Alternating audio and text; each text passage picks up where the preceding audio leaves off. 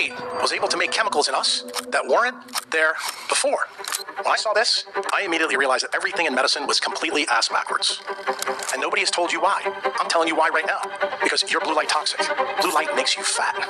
What I tell you my day job was, I'm a neurosurgeon, right? The alpha wave in the human brain is 7.83 hertz, exactly the same. You have this direct loop that goes to the pineal gland, but the energy comes in here. This energy has to be balanced, blue and red. What does this first do? It turns your pituitary gland on. That's why I stopped operating at 7 a.m. You need to question everything. You're looking at a guy speaking to you right now who doesn't believe pretty much anything he learned in medical school can be taken with any truth. The answers are right in front of us, folks. Even though the answers are right in front of us, if your dopamine level is low, you will not perceive the truth right in front of your face. Energy and mass are exactly the same thing. The only thing that's different is the environment that each side of the equation is in. Now, the pupil is a perfect black box radiator. What does that mean? Because we're doing a little physics here. It means that light can go in and come back. How did I know immediately that UV light got through? I challenge anybody to go to batteries and bulbs, buy a UVA light, flashlight, LED, put it in anybody's retina. You know what you'll see? You'll see fluorescence come right back. You don't need anything else. So every time the ophthalmologist, like when I gave this talk 3 months ago and I proved to them, they were full of That's how I did it. I brought a UVA flashlight and shined in all their eyes. I said, what'd you see? Explain, based on what we learned in medical school. That shut them up pretty quick. Okay? Because you don't need a lot of photons to see the effect. This is something that everybody in this room can do, reproducible. So when you go to the ophthalmologist, you can say, I don't believe what you're telling. But here's the key. You guys have heard from all your food gurus that you've heard previously talking all these other years about tryptophan, about tyrosine, about phenylalanine, and histidine. But you know what you don't know about aromatic amino acids? They all absorb UV light. Did you know that? Well, I didn't 12 years ago. But the key thing is, the eye is loaded with these amino acids specifically. So that raised the question, why is this? Well, I found out from physics that a benzene ring, which is in every single aromatic amino acid, is a photon trap. And they absorb all frequencies of UV light. So guess what that means? That 250 to 380 is absorbed by this. That's the reason why we don't see it, because it's designed to do something different.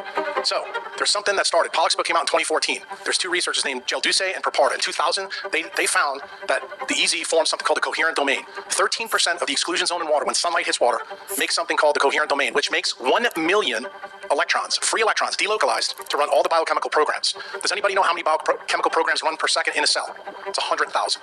Guess what has the control of those enzymatic flux? If you ask any PhD or any nutritionist at all, the answer is they don't know the answer. But guess what? It turns out light frequencies can control all of them by a molecular resonance phenomena. And that is how biochemistry works. Now, this one is for the McKissick lecture. Everything that she told you is in this slide. So if you want to learn how light works, here you go. This is a protein. UV light hits it, that is a light antenna. It's surrounded by water. Light is an electromagnetic wave that changes to an electromechanical wave. That's called sound. That sound is collected in water. Now, here's the interesting thing. Water is a magnetic dipole. What does that mean? Hydrogen and oxygens, positive and negative. That's the reason why it's tied to magnetism. The first time that we found out that magnetism truly controls sound, Ohio State University, Acoustic Phonons 2014. You can look it up. When the light hits here, it's absorbed in the water. That changes the hydrogen bonding networks. What is the physical change? The physical change is the density of the water. That is how this works. Fundamentally, quantum mechanically. Now, here's the interesting thing. Mitochondria makes the cytosolic water that surrounds all the things in the cytosol, including the nucleus and the mitochondria. Where is this connection? Well, for those of you who don't know, the Schumann resonance comes from the interaction of sunlight on the ionosphere of the Earth. That's why people call it the heartbeat of Earth. But it's an electrical tension that develops between the solar plasma and the atmosphere that generates the 7.83 hertz. Why do you need to know about it? What I tell you my day job was, I'm a neurosurgeon, right? The alpha wave in the human brain is 7.83 hertz, exactly the same. So guess what? The solar system entrains you to these solar systems as it comes to Earth. That's how it works, okay? Why is it important? It generates the alpha wave. So when you live in an environment today, you don't have as many alpha waves. Why? Because non-native EMF, what's the number one effect, which you'll learn about later, dehydrates your cells because it lowers your redox potential in your mitochondria. In other words, original slide, you can't make as much water from your own mitochondria. That's where the dehydration comes in. For the ladies in the room or the guys in the room who are not big science people, simple biohack at home, take a piece of steak that you have left over, throw it in the microwave, taste it. What does it taste like? Shoe leather. Why? What do microwaves do? They vibrate and rotate water really fast. It heats up and it dehydrates the meat. It's happening to you right now here in Vermont. It's happening to all of us because of these shitty lights that we have. Getting back to the topic, the eye, the SCN is the big focus. In medicine, the big focus is on the camera. That's why all these old people go see the ophthalmologist and what do they get? Cataract surgery, right? Anybody know what they put in for cataract surgery after it's done? An implantable lens. And guess what that lens blocks? UVA, UVB, 100%, and also, these days, 50% of blue light, in case you didn't know that. That's been a change since 2009. What people don't realize, 42% of sunlight that falls to Earth is infrared A light. It's balanced all the time by blue, okay? Especially when the sun rises. Now, This is a side picture of an eyeball. What you need to know, and this goes back to physics, in case you don't, blue light bends the most by gravitational lensing. It turns out this is important in the eye, because when blue light comes through, it falls in front of the retina. That's the reason why when you use a computer screen, or you use these horrible lights up here, you get visual obscuration. In other words, your vision gets worse. What does that cause? It causes elongation of your eyeball. When your eyeball gets longer, you get myopia. What happens when you get myopia? The next step is you get retinal detachments. What's the end result? Acute macular degeneration. Anybody know anybody's got that? Yeah, lots of people. And guess what else? Guess what causes cataracts? Blue light toxicity. Why? The brain is trying to protect itself from this light that's coming in, so it makes the lens hazy, so this doesn't happen. But why is it important to a mitochondriac? Well, it turns out in 2003, 2004, through 2009, we had some really cool researchers that found out there's another opsin in the eye. And that opsin works with the retinal ganglion cells, and that's called melanopsin. Melanopsin is the hormone that runs the central retinal pathways in the eye. And it turns out they're really important at nighttime, and they link to melatonin, but not in the way most people think. The fovea is where the rest of the visual light spectrum fall, and it falls right here. Why? That's acute vision. That's your camera focus. That's what the ophthalmologists all pay attention to. They don't pay attention to this. The only ophthalmologists that do, you're going to hear about later, are the Japanese guys, who are the guys that I talked to 3 months ago. They've been on this way quicker than our American counterparts. But here's the key. I'm going to make a very controversial statement now for many people in this room.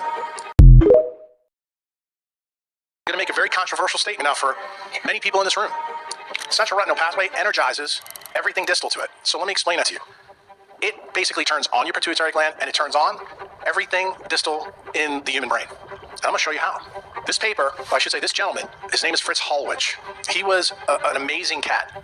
He was an ophthalmologist in Germany. He was born in the 1920s. He happened to live in a time where we didn't have intraocular lenses. And one of the things that he noticed is that when he saw people with cataracts, he would cut the cataract out so they could see. And for those of you who don't know, this is what happened to Vincent van Gogh. You know when he painted haystacks? The reason why he painted them in all different colors is because when you take a cataract out and you don't put a lens in, you can see UV.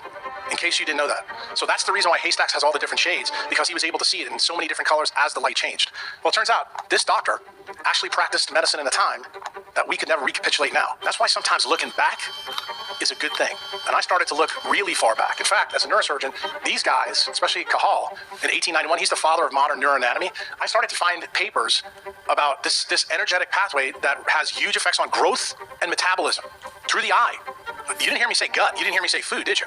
Turns out that Hollwich did something rather remarkable. And he wrote about it in this book here from 1979. And I guarantee nobody in this room's ever read it. If you think Weston A. Price's book is huge, you should read this sucker. Because it's unbelievable what he did. He basically took cataracts out of people and then noticed and watched them and saw that their growth and metabolism improved tremendously. They started to lose weight. They started to feel better. They started to sleep better. And he documented it all. And guess what? He didn't just do it in humans. He did it in all kinds of animals. And he documented the color changes that occurred on animals after he took the cataracts out. How their coats changed, their surfaces, how they started to act on the farm. Okay?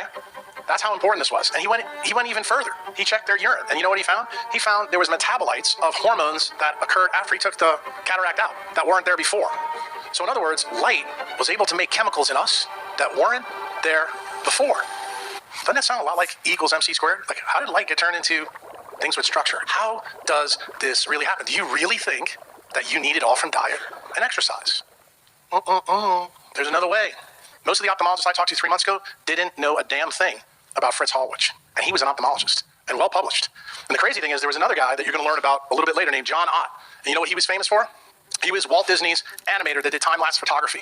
Turns out he made some key investigative slides for Disney and dropped it, but then he took it to the medical boards and different physicians who let it go by the wayside. And what he found is that when he took plants and he put them in different light, the chloroplast molecules rotated faster than not. Then he decided to do it on animals, and he found out that one of the cells in the eye called the retinal pigmentum epithelium, which you're going to hear about shortly, at the base of the eye, has melanin granules that absorb what? UV light, because it's made out of those things that we talked about, rotates faster, and guess what it makes? What Ruben talked about, a DC electric current in the eye.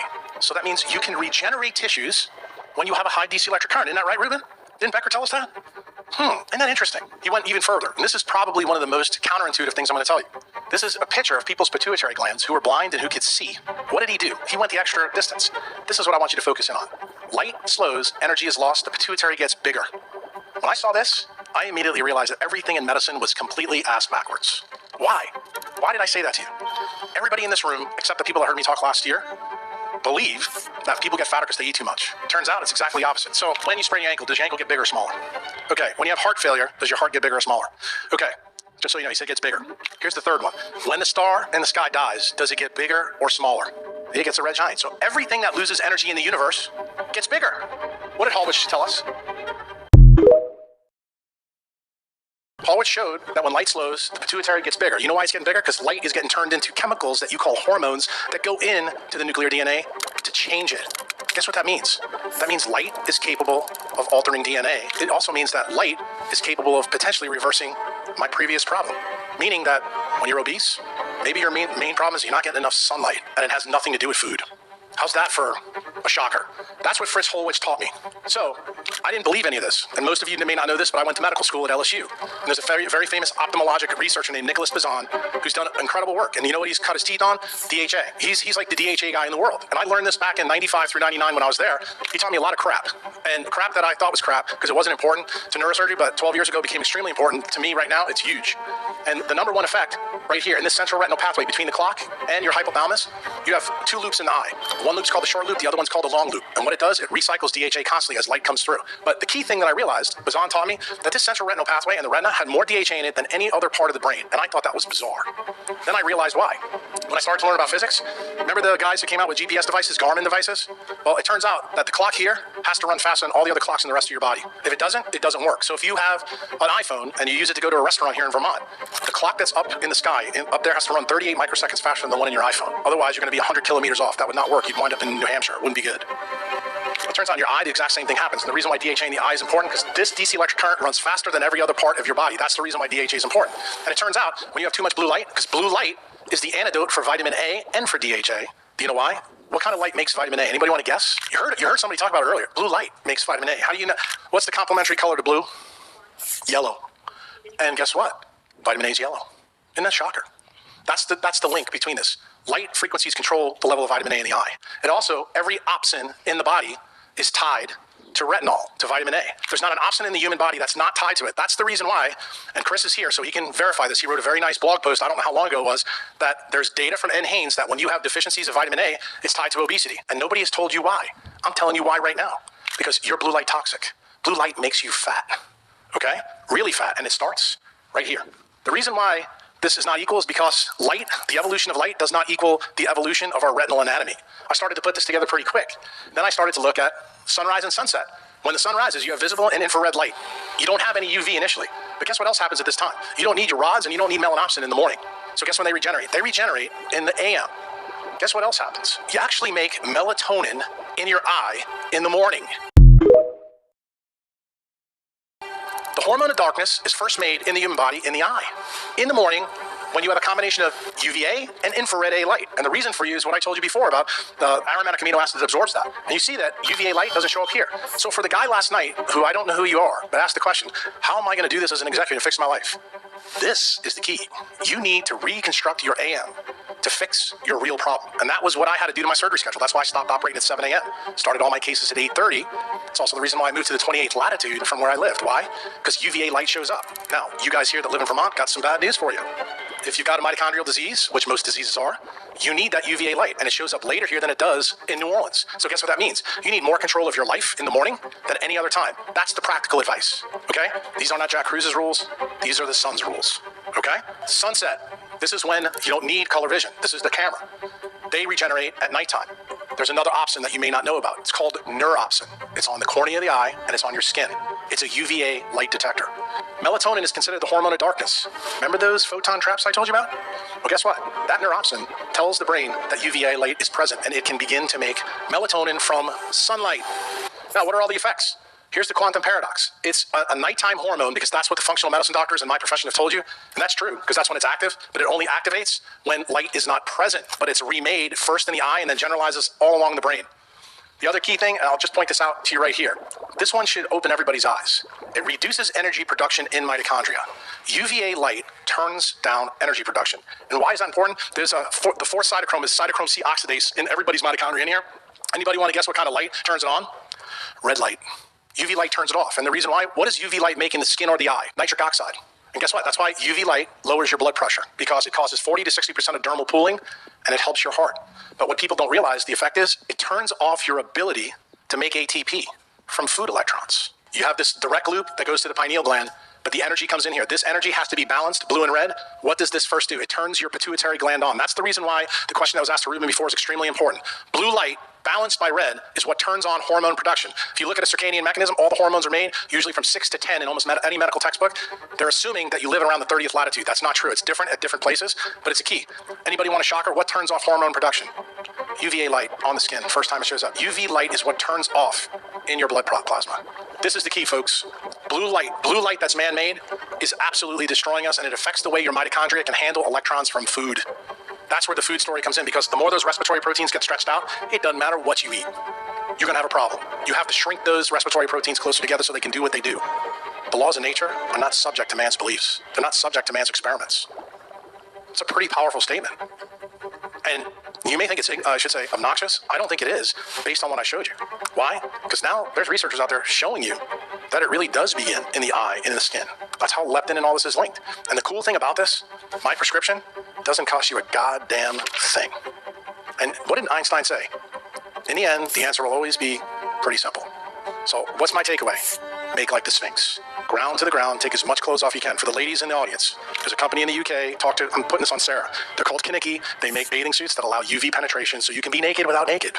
Okay? And I can tell you, coming from the South, it's my biggest problem. I think up here in Vermont, you guys are a little bit more hippie-ish and weird, so it probably would work, but you guys don't have great quantum yield here. So the reason I mention it to you is whatever you can do to help yourself. An infrared A light can work many different ways. We came up with the Quantlet, but you can use sauna. You can use the geothermal units like that you see in Iceland. That's the reason why the Finnish and the Scandinavians always use heated pools. Why? Because they're getting part of the sunlight they don't get through heating. Remember, heat is infrared light, and we don't realize it.